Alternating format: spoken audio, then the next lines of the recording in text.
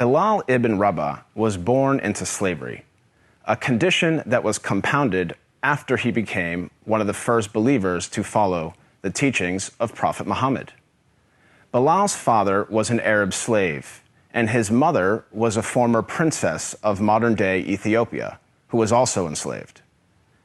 Bilal was ruled by a master who punished him for his conversion to Islam. He dragged Bilal around Mecca, encouraging people to mock him. He even tried to force him to renounce his faith by placing a large rock on his chest and pinning him on the ground. But far from renouncing his faith, Bilal showed a defiance and strength in the face of persecution and violence. Impressed by Bilal's steadfastness to the Islamic faith, Prophet Muhammad sent one of his closest friends, Abu Bakr, to pay for Bilal's freedom. Once freed, Bilal rose to prominence in the early Muslim community. Prophet Muhammad appointed him to serve the mosque by using his melodious voice to call the believers to prayer. Bilal was a black man, and for some, his blackness made him unfit for such an honor. On one occasion, a companion of the Prophet, a man named Abu Dar, disparagingly said to Bilal, "You son of a black woman." This drew a swift rebuke from Prophet Muhammad. "Are you taunting him about his black mother?" asked the Prophet. "There is still some influence of ignorance in you." The ignorance the Prophet identified was rooted in the misguided view that a person's race reflects his or her moral character or social status.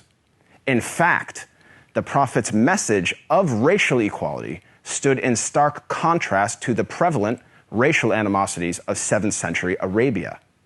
Scholars refer to the period prior to the advent of Islam as Jahiliyyah, a time of ignorance, which included racism. Arguably, Prophet Muhammad was the first person in human history to declare, in no uncertain terms, that no person is above another by virtue of race or ethnicity. This declaration is crystallized in one of the Prophet's notable speeches, his last sermon, as it is known, which was delivered on Mount Arafat in 632 AD. In that sermon, the Prophet unequivocally condemned racism when he said, "All mankind is descended from Adam and Eve. An Arab has no superiority over a non-Arab, and a non-Arab has no superiority over an Arab. A white person has no superiority over a black person, nor a black person has any superiority over a white person, except by piety and good action." Ever since then, Prophet Muhammad's teachings on racial equality have inspired human beings to strive for racial equality and justice for all. Consider the life of Al-Hajj Malik al-Shabazz, more commonly known as Malcolm X, the black Muslim civil rights leader who battled racism in the 1950s and 1960s. After performing the Hajj, or Islamic pilgrimage, to the city of Mecca, Malcolm wrote his famous letter from Mecca, in which he said, "There were tens of thousands of pilgrims from all over the world. They were of all colors, from blue-eyed blondes to black-skinned Africans. But we were all participating in the same ritual, displaying a spirit of unity and brotherhood that my experiences in America had led me to believe never could exist between the white and the non-white." He added that he had never before seen sincere and true brotherhood practiced by all colors together, irrespective of their color. The Hajj for Malcolm represented a shift away from racism and towards racial equality.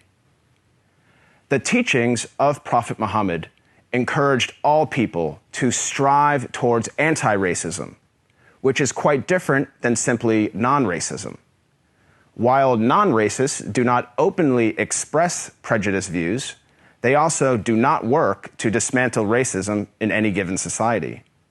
The Prophet of Islam actively challenged and dismantled the covert, the overt, and the systematic racism around him. He identified racism as a symptom and identified its root cause as arrogance in the human heart. As our world becomes more and more diverse and interconnected, it is imperative that we strive to follow the teachings of Prophet Muhammad. I am not a Muslim myself, but I have to say that I am deeply inspired by the anti-racism of Prophet Muhammad, because he showed that a person is distinguished over another not by race, but rather by the quality of one's character and conduct. I am Craig Considine for the Amir Stein Center.